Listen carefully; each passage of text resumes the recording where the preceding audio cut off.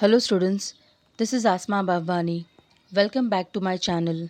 Today we will study English of Grade 8 NCERT book, Unit 1, The Best Christmas Present in the World, Chapter 2, The Ant and the Cricket, poem adapted from Aesop's Fables. Students, a fable is a story, often with animals as characters, that conveys a moral. This poem about an ant and a cricket contains an idea of far reaching significance, which is as true of a four legged cricket as of a two legged one. Surely you have seen a cricket that has two legs. A silly young cricket accustomed to sing through the warm sunny months of gay summer and spring. Students, the silly young cricket was fun loving. He loved merrymaking. He used to sing all through pleasant months of summer and spring. Began to complain when he found that at home his cupboard was empty and winter was come.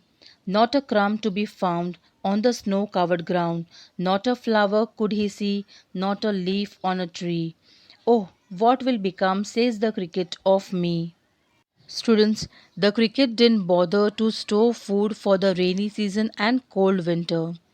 The cricket said that when it found that its cupboard was empty and winter had arrived, it could not find a single crumb to eat on the snow covered ground, and there were no flowers or leaves on the tree.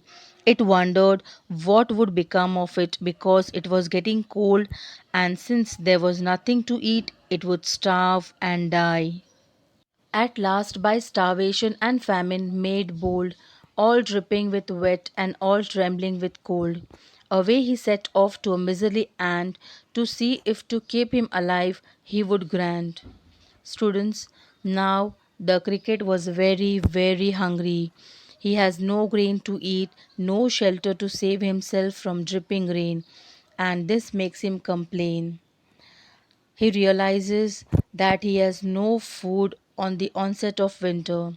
This starvation and famine has made the cricket bold, and now he decides to go to the ant to ask for food and shelter. Him shelter from rain and a mouthful of grain he wished only to borrow, he'd repay it tomorrow. If not, he must die of starvation and sorrow. Students, the cricket went to Miserly Ant in the hope of getting shelter and food. He assured the ant that he would return the borrowed grain the next day, because if the ants didn't lend him food, he was sure that he would die of starvation and sorrow. Says the ant to the cricket, I am your servant and friend. But we ants never borrow, we ants never lend. But tell me, dear cricket, did you lay nothing by when the weather was warm? Quoth the cricket, not I. Students, the cricket begs for shelter and grain from the miserly ant in order to survive in the rough time of winter. But the ant clarifies to the cricket that ants neither borrow nor lend.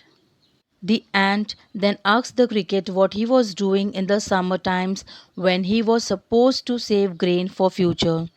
And in reply, the ant's question was that what he was doing in summer times. The cricket tells that he was singing in the beautiful and charming weather of summer. My heart was light that I sang day and night, for all nature looked gay. You sang, sir, you say. Then go, says the ant, and dance the winter away. Students, when the cricket tells that he was singing in the beautiful, charming weather of summer, the ant suggests the cricket now to indulge once again in dancing in the rough season of winter. Thus ending, he hastily lifted the wicket, and out of the door turned the poor little cricket. Folks call this a fable, I'll warrant it true. Some crickets have four legs and some have two. Adapted from Aesop's Fables. Students, now the ants turned out the poor cricket. Through this poem, we learn the lesson which has been delivered to the mankind, and the lesson is that we should lead happy moments but not by ignoring our future.